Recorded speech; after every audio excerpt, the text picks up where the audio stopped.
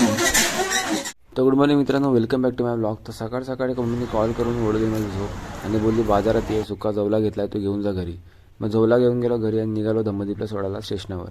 प्लॅटफॉर्मवर बघितला मस्तपैकी सनराईज. मग धम्मदीपला केला बाय आणि पोचलो दिदीच्या हॉस्पिटलवर दिदीला घ्यायला. मग गेलो घरी, नाश्ता वगैरे केला आणि गेलो झोपायला.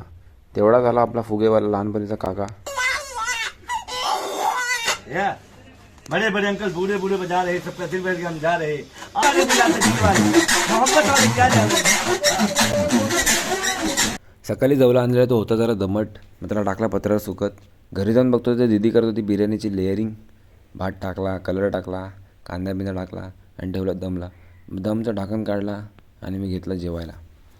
संध्याकाळी इकडे शिव तिथे पाण्याच्या बाटलीशी खेळायला लागलेला आणि तिचा भाऊ पण आलेला.